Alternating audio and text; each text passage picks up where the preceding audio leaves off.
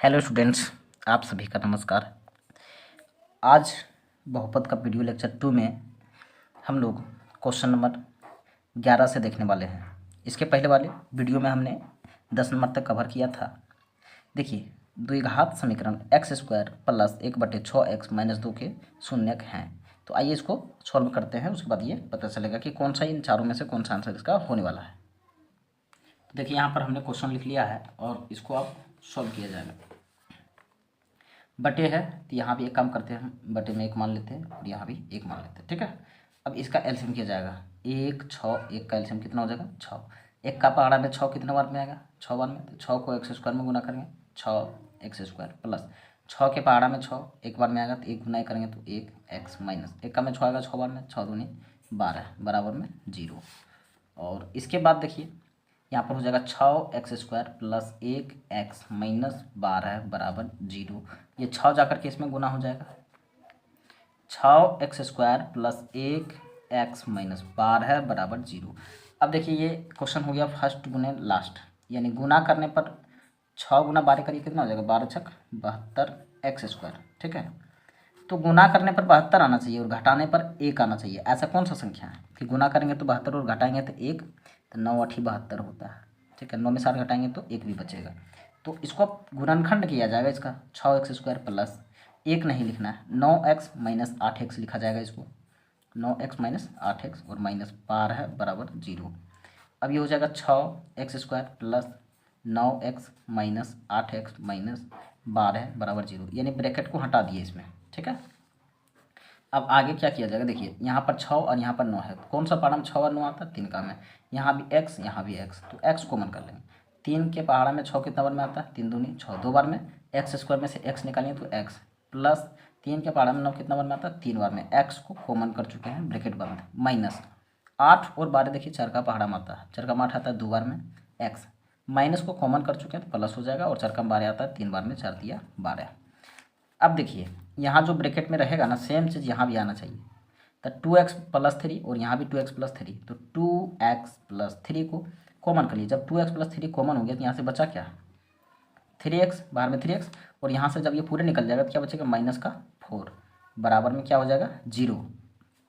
अब दो पार्ट इसके होंगे, यहाँ पर हो जाएगा 2x प्लस 3 इक्वल टू 0 और यहाँ पर हो जाएगा 3x माइनस 4 इक्वल टू 0। ठीक है, तो यहाँ से लिखेंगे 2x इक्वल टू प्लस का 3 बाहर जाएगा तो माइनस का, तो x बराबर माइनस 3 और ये 2 आ जाएगा इसके बटे में, 3x इक्वल टू माइनस का 4 बाहर जाएगा तो प्लस में, और x बराबर 4/3। इसलिए इसका जो शून्यक होगा, इसका जो आंसर होगा -3/2 4/3। तो देखते हैं कि -3/2 और 4,3 कहाँ पर है।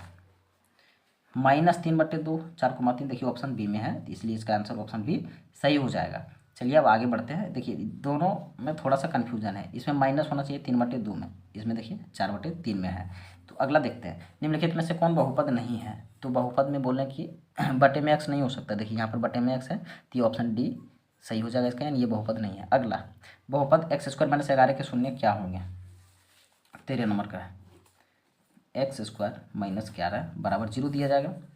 अब देखिए एक्स स्क्वायर बराबर माइनस वाला 11 इधर आकर के प्लस हो जाएगा, तो x इक्वल टू ये जो स्क्वायर है ना इधर जाकर के रूट हो जाएगा, और इससे क्या होगा कि ये जो 11 है ये रूट में है, तो इसका मतलब प्लस में भी हो सकता है और माइनस में भी हो सकता है।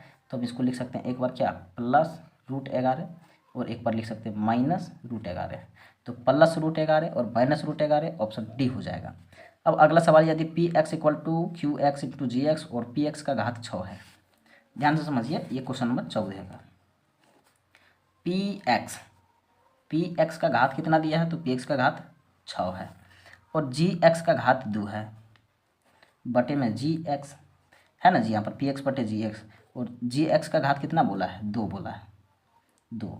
तो जब बटे है मतलब भाग लगाएंगे, और भागा लगाने में क्या होता है ना, भागा में पावर घट जाता है, तो 6 का पावर x का पावर 6 माइनस 2, तो घटा दीजिए 6 में से 2 गया तो 4, तो आंसर 4 हो जाएगा। ऐसा नहीं कि 2 से 6 में भाग लगा के 3 करनी है, गलत हो जाएगा, भागा में पावर माइनस होता है, इसलिए 6 का x का पावर 6 में से 2 को घटा दिए तो आंसर कितना आया 4, ऑप्शन ए इसका सही होगा। अब आगे बढ़ते हैं, 15 नंबर का क्वेश्चन देखिए, रैखिक बहुपद के शून्य की संख्या होती है। तो रैखिक बहुपद में बता चुके हैं आंसर 1 होता है। ठीक है, यदि आप वीडियो लेक्चर 1 नहीं देखें तो सबसे पहले उसको देखें। यदि f(x) बराबर x³ minus 5x² plus 2x plus 2 तो f1 का मान बताइए। बहुत आसान क्वेश्चन है ये। f(x) बराबर दिया हुआ है x³ minus 5x² plus 2x plus 2। अब आगे क्या बोला, f तो है पर यहाँ ब्रैकेट में कितना रखना है, यानी x ब्रैकेट में था इसके जगह पर 1 रखना है। तो बहुत आसान हो गया, जहाँ जहाँ x होगा वहाँ वहाँ कितना कर देना, 1 कर देना। तो यहाँ पर x है तो 1 कर दिए, माइनस 5 इंटू x है तो 1 लिखेंगे, स्क्वायर दे दिए प्लस 2, x की जगह पर 1 प्लस 2। तो f1 बराबर 1 का पावर 3 करेंगे तो 1 ही रहेगा, 1 का स्क्वायर 1 रहेगा प्लस 2 प्लस 2। तो यहाँ से हम देख सकते हैं f1 बराबर 1 माइनस 5 1 5 प्लस 2 और 2 4। तो f1 बराबर 1 और प्लस 4, ये माइनस वाले 5 को लास्ट में लिखा जाता है। तो 4 और 1 जोड़िए 5, अब माइनस में 5, 5 में से 5 घटा देंगे तो 0। कौन सा आंसर हो जाएगा इसका, तो ऑप्शन ए हो जाएगा। अब अगला है 17 नंबर का।